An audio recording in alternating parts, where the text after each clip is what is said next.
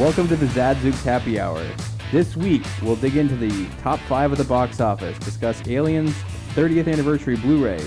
We'll interview Jim Schuff, co-owner of Field of Screams in Pennsylvania, and find out what's coming out this week on Blu-ray. My name is Todd Stowell. I am joined by 25-year veteran writer of pop culture and all things fun, Joseph Zatkowski. I am so tired. Yeah. Okay. It's been a long week for you. Yeah, I'm beat. You what know are we starting with? I think we're going to do Aliens to start out with. I'm pretty beat after watching the 1991 extended release on the 30th anniversary Blu-ray that you loaned me. And wow, was that Blu-ray disappointing. Yeah. There was nothing. I mean, first of all, so this is pretty complicated when you get into what they actually did here. So first of all, it should have been 2 disc.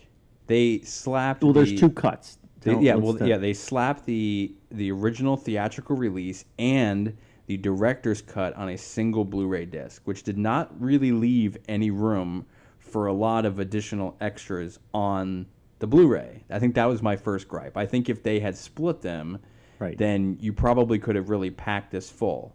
Right. It's also the same. So you're going to hear me say Alien Anthology a lot when we're talking about this for specific reasons. The biggest reason being the disc was basically pulled from the Alien Anthology set, Blu-ray set, and packaged as a solo disc. Right. Which is the biggest problem. So you'd say, well, why is that such a big problem? Well, at least you got the 2 movies there, and you do get a commentary track. That's kind of cool with James Cameron and a bunch of people. But here's the problem with that. At some point, you go in, and there's this mysterious mother mode that's hanging out in front of you when you're looking with your Blu-ray controller. And what that's supposed to do is offer this like near limitless font of featurettes and cool stuff. It's broken up by auditory and visual and another fact track mode that pops up at the bottom of the screen. It's a layover, which is pretty cool. And it's really cool when you're listening to the commentary because they actually list the guy's name and what he's talking about. So you know who you're listening to because there's a lot of people talking and piecemealed into this commentary track. So anyway, you go to the visual, part, and there's like this bunch of really cool featurettes you can access, like, making the aliens and all that stuff. But you can on the disc. But you can't because you have to have disc 5 and 6. So now you're scratching your head going, well, what the heck is disc 5 and 6? And then you realize you have to own the Alien Anthology series where this came from to access the featurettes, but you wouldn't buy this Aliens because you already have the same disc in Alien Anthology. Yeah. So what am I doing? Wasting your time and money. I mean, if you are a fan of Aliens and you have the anthology, there is no reason whatsoever to buy this DVD. So they throw in, it's a nice cardboard packaging, they throw in a book called Aliens 30 Years of Terror, and it's essentially a group of covers from when Dark Horse Comics did a group of miniseries. It's a pretty nice stock paper, and the color's fantastic. And what's, okay, if you're a comic book fan and you're excited about, once again, going back and seeing a cover of Aliens by Brian Boland, the guy who did Batman the Killing Joke, or Mike Mignola, who did Hellboy, or Killian Plunkett, who did Star Wars Rebels. It's kind of a nice little nostalgia trip. And the key word is, of course, little, because it's just a mini book. And then they throw in 10 concept art cards that are in color. But that feel like they're printed on Kodak paper that you could buy at a Staples. Right. I don't know. Is this a gift idea? No. I think if you know someone who likes Aliens, and who's a true diehard fan, they're buying the 30th anniversary edition because they got to have it. That's a disappointment. If they want to just watch Aliens for the sake of watching Aliens, to your point, it's very confusing when you get this alert that you need these other discs. It's also confusing when it prompts you for an internet connection if you're using, any of the ultraviolet style, experiences. Let's get into that, okay? There is this extra featurette hanging out there, and it's supposed to be a new interview with James Cameron talking about his inspirations for the movie. So awesome. It's a code found in the package.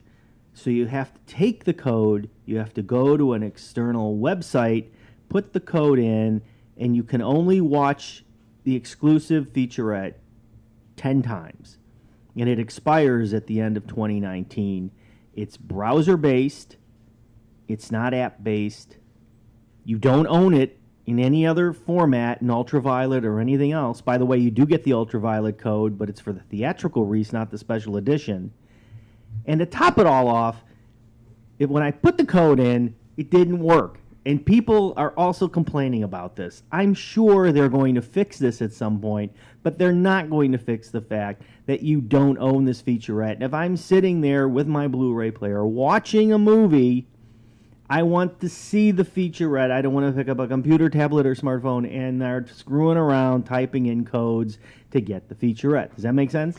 Yeah, I mean, and it's hard to say with a film that's 30 years old whether they have featurettes available and other stuff like that they could have put on this. Right.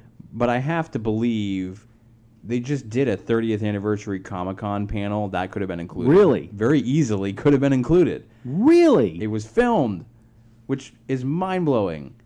That would have been a good one. That would have been a good one. That would have been great. And I think in general, even if you included, photo galleries of concept art, or there has to be some sort of a making of. There's nowhere they have to have it. They have to have it. Have something extra. Or you include, the origins of it. You include, screen caps of the script. Right. I mean, if you're looking to make this a nice package, a 30th anniversary DVD is supposed to have something special to it. Right. And this just to me didn't seem like it had anything, except it was recycling. It was like a cheap attempt at a cash grab and not really providing the fan anything new. All right, let's talk about a cash grab. I can't even argue it's a cash grab because an example of a cash grab would be something like Warner Brothers releasing one of the Hobbit movies or early, 5 months early, and then releasing an extended cut of the Hobbit movie. I mean, it's done by all studios. That's fine. I'm good with that. But for the life of me, I cannot understand why they did it this way. And mind you, this is not a 4K UHD release either. I mean, at some point, what are they going to do? Wait for the 40th anniversary to do that? I mean, people's homes are going to start getting saturated with this type of television and these type of players. They're going to have to go back, and what are they going to do? Remaster it again? Well, I mean, they've got another Aliens movie coming out, right? I mean, so that would give them the reason, right? They really to release the Alien Anthology HD, because it's what 4K UHD. I guess it's Alien 5 with Ridley Scott, right? And then Neil Blomkamp, who did District 9, has a script that Sigourney Weaver has read and is very excited about it and is ready to reprise her role. Maybe they're waiting. I mean, it's really sort of baffling. I mean, it is baffling because, once again, they did such a great job with the Alien Anthology series. That was such a home run, technology-wise, movie-wise, restoration-wise. It was all good. Yeah. It was 100%, and it's the same studio doing it. It's not like they outsourced it somewhere else, I guess, and asked them to do it, because it's the same disc. I mean, I think if they had done nothing else but convert to 4K, right, then with what you have there, it's probably worth it. Right. But when you're linking off and adding these features that don't make any sense because they're, and it's almost as if like it's a design flaw of the Blu-ray. Right. Like those things shouldn't be like that. They shouldn't even be there. They just were too lazy. Or did someone screw up on the pressing of the Blu-ray and include the wrong cut? I mean, it just is very strange. And if you can get Alien Anthology now for $25, why would you go and get Well, yeah. this? I mean, I mean, except you're holding out for 4K. That's right. Right? Absolutely. I mean, and that's, I think, the biggest problem with, Blu-ray releases in general is that you're waiting for the 4K. Right now. You're in that interim period where some studios are jumping in and doing it early and some are not. Right. And then 5K will come around and then 6 and then, I mean, I can get a 4K of the Teenage Mutant Ninja Turtle movie, but I'm not getting a 4K of James Cameron's masterpiece. And by the way, I mean, we didn't even talk about the film. It's a great film. It's a long, the special edition is long, great. There are, if anyone hasn't seen the special edition, it is worth the watch. I mean, you can very easily tell where they've added stuff in. It's not subtle. I mean, they had to cut full scenes in order to package this down. And Cameron introduces the special edition and says, this is the version I would have preferred. This is the version I like. And the reason I didn't release it is because there was a stigma around the length of films, and so I had to cut it down. Now I'm showing you the version I would have released in theaters. And you get a lot for that. You get the origin of how they found the aliens, and that includes Newt's parents, which is some people you're not introduced to at all in the theatrical release. Right. You get a little bit more backstory around Ridley's daughter, which there is no concept of her at all. Right. There's a great scene where they're trying to sort of make their last stand before they're evacuating, where they set up sentry guns. And it's a very important scene to showcase how many aliens there really are. And it's visually, there's no special effects there because you're looking at a computer screen which is counting down the amount of ammunition that's been fired. But it's so critical to the next scene, which is that the aliens are right on top of them. Essentially, they're in the walls or in the ceiling coming after them.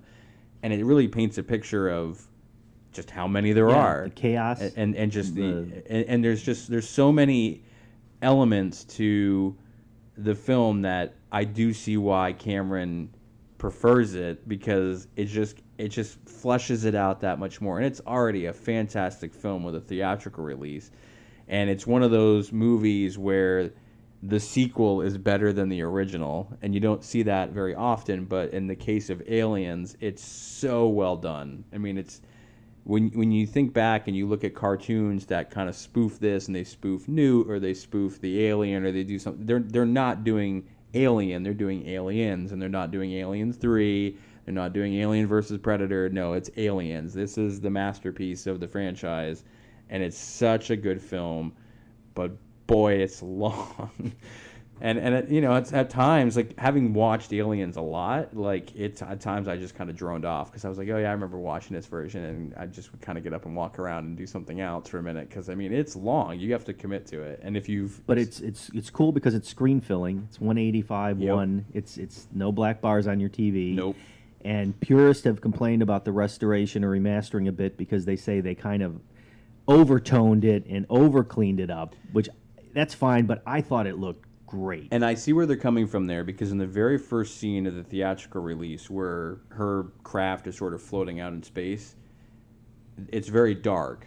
And in the extended cut, there's like blue coloring everywhere. They really enhance the sky. Yeah. And you can tell. I mean, there's definitely areas where they punched it up a bit. And, again, it was, 1991 when this extended cut came out, and I actually think they use a lot of the extended cut for TV where it's safe TV, because the Sentry scenes are in the television edit for sure. Certainly when you're watching it on like an HBO or something like that, it's back to the theatrical cut, but they do take elements of the less violent components and they take it from the extended release and put it into the TV edit. So to conclude, Aliens, great movie. Special edition, really great movie. Aliens 30th anniversary. We're confused. We've scratched our heads here. It's a knock against the film in that the packaging and the inclusion of the features could have met the quality of the film, and I feel like that those elements are so subpar compared to how good this movie is that it just doesn't do it justice. go get Aliens Anthology for $25 if you want a good quality set, and there you can actually watch the special features and not have to go find the disc. Right.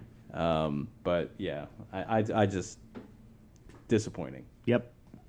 All right, when we come back, more fun and excitement. Stick around. Communities Digital News, built by the writers and editors that deliver the news 24 hours a day. Visit comdiginews.com. That's COMMDIGI news.com. And support the next evolution in news. Okay, we're back. Yep, Do you love horror? I do. I like Aliens. That's a horror movie. Do you like to be scared? Not particularly. You don't like people jumping out at you? Not a fan of that. Not a chance you're going to enjoy this. I feel like I might punch someone if they jumped out at me. Each year, I go around the D.C. area and beyond and look for some of the coolest horror attractions, haunted houses that are out there. So here's my first report of hopefully a few more in the future of what I found one of the best attractions in the area.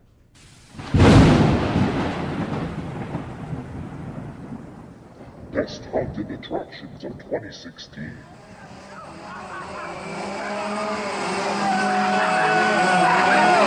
I am here with Jim Shope from Field of Screams, Pennsylvania. And what I'd really like to know, Jim, is you can tell me a little bit about the origin of Field of Screams here and what you guys hope to do every year. Well, first of all, our goal is to scare the crap out of every single person that steps foot on our property every year. And actually, it's my most favorite day of the year is opening weekend, opening day, getting our season underway. You know, we spent all year getting ready for this event, and then finally we can open the doors, let people in, watch them get scared, watch them scream, watch them run, yell and laugh and have a great time. So, that's my favorite day of the year, but I'm getting a little off topic. So, what do we do? The history of Field of Screams. Field of Screams started back in 1993. I was actually a student in college at the time. We had a farm, we had a cornfield, we had some tractors and wagons, and we just had an idea of taking those tractors and wagons and scaring people out in the cornfield. As little kids, we would decorate our one barn and turn it into a little haunted house. We took all the straw and we would make mazes and have people crawl through it, and we'd reach in and grab them and try to scare them. But so we had the idea to do this hayride back in 1993. And, it was sort of a hobby when we started it. Not really, we didn't go into the business with a business sense. We didn't go into it with a business sense or a business plan. We were going to try to make a little money doing it, but it was more of a hobby. And after that first year, it was very successful. The people that came had a blast, and we saw the potential there. And just every year we would work on it, more and more, and make it bigger and bigger, and until what it is today. This is the 24th season. So you have 4 attractions. Which one do you enjoy the most?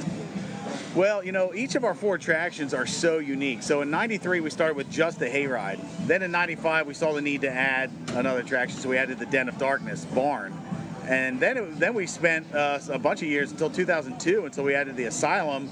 And then as recently as 2013 was when we added the 4th attraction, Nocturnal Wasteland. So, each one is so unique. The hayride is the hayride, and the Den is this haunted mansion, and the Asylum has this medical doctor-nurse kind of theme, and then Nocturnal Wasteland is this like apocalyptic, fortress in the woods. So, but I go back to my favorite is the hayride, just because it's the classic. It is what Field of Screams really is at its core. It's our hayride. So, right.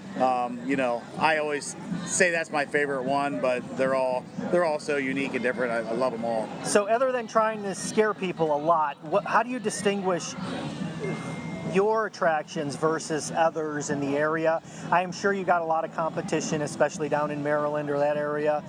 How do you got to get people up here? What are you offering? We work on our show. A lot of haunted attractions spend a few months getting ready, and it's not their main focus of the year. Our Field of Screams, my brother and I used to be high school teachers.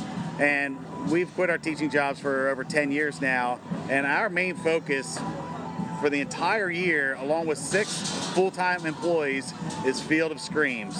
It's able to support that, and that's what we work on every single day of the year, all year long, because we love to do it, and it shows. When you come out here, you realize that there's a lot of effort and energy and passion put into our show. It's not just thrown together in a couple months. I mean, there's attention to detail, from costuming to the entertainment to the attractions to the pavers to the pavement, to the lighting to the sound, everything. The attention to detail, the smells, everything. It shows throughout the entire attraction, and our staff. Our actors. Tonight there's over 200 actors out here that are in full costume, full makeup, and they are super aggressive. They attack, they scare, they do it properly, they do it right, they love it. So that's what really sets us apart, and that's what makes people drive from Maryland, from DC, from New York City. They drive miles and hours to get to Field of Screams. It's a destination people want to come here.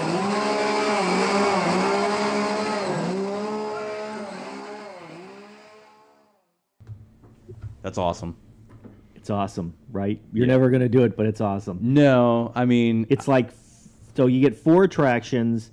It's about $50, and you skip the lines too. But it gets a little more expensive as you get closer to Halloween. sure. I mean, that would make sense. And what's kind of interesting is a lot of these attractions in the area, or even like Universal Horror Nights, you can't really touch the visitors. But in Pennsylvania, these guys are, not only do they touch you, but at some points they verbally abuse you, which is pretty funny sometimes. Some guy was just totally fascinated with my hair, some zombie, and he just kept poking at me and making wiseacre remarks. It was pretty funny, between his grumping and growling. Now, the 2 houses are actually converted from 200-year-old barns. So the vibe going in there is just freaky to begin with. You're walking into a basement of one of them, and it really, I've never been in like Saw, but it smells like I'm in Saw. Do you know what I mean? Mm-hmm. Like you're in a mortuary in the bottom of the basement, and then you walk upstairs, go through the attic, and then walk back down again. And all along the way, there is this gauntlet of fear. Because there's guys jumping out, there's stuff going on, there's things dropping. It is really amazing. I would have to say, of all the attractions in the area, it is clearly one of the best. These guys do not shortchange. And like you said, there's like 200 actors on set. They really look good. They take time with the makeup. There's good stuff. A lot of chainsaws. And with the chainsaws, they will chase you and they will poke at you. Obviously, there's no blade on the chainsaw, but they poke at you. So you'll often see ladies in distress running around the area being chased by guys with chainsaws. So what sort of warnings do they have when you show up? I mean, I think like everything. So, like, I'm sure there's everything. don't do this if you're pregnant. Yeah, don't do yeah, this if you those are- have like high blood pressure. If Right. you're gonna have a heart attack. This is not for kids. I mean, somebody has to die there every year. Okay, that's a question I didn't ask because it didn't quite fit into the storyline. But it's insanely impressive that they can fund Yeah. that many full-time staff for the year. When they were only running this probably like a month. I think the opening night was September 10th. So they'll run it from the 10th to the 31st. So it's Roughly. just shy of 2 months. Right. And they have one night where they shut off all the lights too. So you just go there and there is So how do you? I mean, I don't know. I've never been to it. Is it just that the lights are off inside the attractions? Maybe. Yeah. Because I can't imagine. I mean, if you can't see anything. And each weekend they also have some pretty kick-butt heavy metal bands that come in and play Halloween-themed music, which is kind of neat also. But people are really into that sort of interactive There's stuff. I mean, you saw that with The Walking Dead. I mean, you see it. They do that at Comic-Con, I think, with The Walking Dead, where they have people who jump out at you. I mean, Horror Nights now has a standing Walking Dead haunted house. Yeah. So yeah, and Universal's all on board with that stuff. It's really interesting the way they do this. I mean, it's clearly big business. It's for clearly sure. a big business. So it was Cool. fun. That's awesome, and I'll Right. never do it. Sorry. Well, yeah, you know, You don't know what you're missing. I do actually. and- Actually, I think you do. Know what you're missing. yeah, I think I just prefer not to have to deal with that. Brains. Yeah, I mean, I'll watch it from afar. Okay. I'll watch you do it. Next time, strap a GoPro on. Okay, and I'll let you see what you're missing. Yeah, okay. Okay, good. All right, we'll be back. Communities Digital News, built by the writers and editors that deliver the news 24 hours a day. Visit comdiginews.com. That's COMMDIGI news.com. And support the next evolution in news. So, And we're back. the enthusiasm is just bubbling. Yeah. Did you see that this week's box office You were numbers? right. You were right. I I was- was totally guessing that Blair Witch was going to sneak in there, and they weren't even close. They weren't even close. Sully, big numbers again. Well, not big for the week. Let's Big put it for that the week. For that, I mean, Pretty dry week. 22 million, not great, but Right. I think it's past Captain Phillips in terms of the 10-day box office by quite a bit. And then Blair Witch at number 2 with 9.6. 9.6. That's pretty dismal. And then Bridget Jones's Baby. clearly everyone was so excited for this that no one went to see it. That's right. Yeah. Budget of $35 million. Good luck there. I expected Snowden to do better, but I don't even know why I expected it to do better. I mean, it's an Oliver Stone movie. He's hit and miss, big time hit and miss. You know, I think it's a really tough movie to convert because you either feel for the guy and support the cause, or you're vehemently against him as a traitor to the country. Right. And it's honestly just one of these things that, I don't know, it's just like when they did the 9/11 movies, like, you know, a few years after the fact, it was like, why would I want to go watch this? It's just... Yeah, it's I never saw that movie. No, neither did It I. was depressing. No. And it's just, again, it's just one of these things where, you know, he's in Russia, there's a lot going on there, and I think it's just, it's maybe too meta, and just, you know... Right. It's nice to see Don't Breathe, supposedly a very good horror film, where it's 75 million now. It made another 5.6, only 4 weeks out, And then your personal favorite, Suicide Squad, the movie which that... never seems to go away. which everyone apparently hated, but yet continues to do well. In fact, it's done so well that they just announced that Harley Quinn is getting her own movie. Will the Joker be in it this time? Will there be a Joker? It is I mean, unclear. come on. It is unclear. However, it was just announced. At least it's not a CW television show. No. Because I can't watch any more superhero shows on CW. Are you sure? Is it even called the CW anymore? I just heard that they brought back Mad TV on the CW. Oh, no. And that was already bad as it was when it was on Fox. Flash.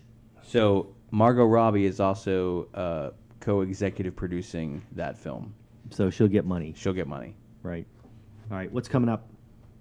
Do we know? Well, I wanted to bring up one thing which I didn't really understand, but I didn't realize that the Ron Howard Beatles documentary was actually released in theaters because it's exclusively on Hulu. So I thought it was on Netflix. No? No, it's on Hulu. Okay. But it's weird because it made almost $1 million this week. Wow. And I don't know. People love the Beatles. I'm not sure. People love the Beatles. Well, of That's course. a worse imitation. I've got to work that. Now, the Eddie Murphy vehicle, Mr. Church, which the trailer actually does look pretty good. I mean, it's dramatic Murphy. It's not comedic Murphy. It opened very small, Okay. but didn't really do a whole lot in terms of conversions on the number of theaters versus how much it made. So I think that one will sort of fade off. Maybe it'll be an Oscar. I heard strong performance, though. Very strong and could be Oscar worthy, but it's one of those films where, again, all the movies that get the eventual nominations or the wins are the movies that nobody sees. They're just artistic, and they were small releases because they couldn't afford it. It was a rough week. Coming up, Magnificent Seven. It's not You know what? getting great reviews. Why are they? They didn't need to do that. The first film was fantastic. Such a big cast. Yul and- Brynner. Yeah. Say no more. But you know what? I bet it'll do well. You think so? I think it'll do better well. than Storks. Well, Storks has got Kelsey Grammer, Right. and it's got Andy Samberg. All good. Not really sure I've seen a terrible amount of marketing for that film. Jennifer Aniston, I've seen the commercial once. Yeah, I've seen it once, but that's it. It's not really. Right. I'm not seeing billboards around the city here promoting it. Then again, I'm not seeing it for Magnificent Seven either. Right. But I think people will go. You're not in LA. See Magnificent Seven because of the cast, but it'll probably fall off. Storks, because there really are no other Kid-friendly movies right now, will probably do pretty well, I would think. But then again, school's back in session. There's not as much. That's true. It's weekend only, really, right? And that's it. So okay. I mean, I don't know. I guess if I had to bet, probably Magnificent Seven over Storks. But I'm gonna say Storks. Okay, we'll see. It could still be Sully, you never know. And it still could be Sully. It could be. Okay, upcoming Blu-rays this Tuesday. We're going to get Neighbors 2. We're going to get Teenage Mutant Ninja Turtles Out of the Shadows, Beauty and the Beast 25th Anniversary Edition, which I am betting they do a really good job of. 20th Century Fox, hint, hint. And Free State of Jones. Wait, Beauty and the Beast? Beauty and the Beast 25th Anniversary Edition. Why would it be 20th Century Fox, though? Isn't it a Disney vehicle? It is a Disney vehicle. That's why I said Disney's going to do a really good job with you this. said 20th Century Fox. Yes. 20th Century Fox. Get your act together. That was our first segment, remember? Okay. Did you take your pills? No. Okay. And I'm very tired. That's okay. I am too. Free State of Jones was a bomb, wasn't it? It was a bomb. Okay, so we'll see what happens there. I think it'll have second life on Blu-ray. I don't think it really hit wide, though, did it? I saw commercials for it. I don't know. It just didn't go anywhere, right? No. It's usually dependable. McConaughey is usually, or is he? No, he's not. He's all over the place. Yeah. I mean, All right, what else you got? That's it. Really? You're done. That's it for me. Axl Rose was really good, by the way. I got to see AC/DC. I'm only going to say that. Okay, and I can only say it is not AC/DC. You got a point, man. You got a point. But what am I going to do? Without Brian Johnson. It's something. There's very few places I can go and get that deaf in a 2-hour time frame. No, I hear you. Okay. I mean, I don't hear you. It's sad. I know, clearly. It's just sad. Okay.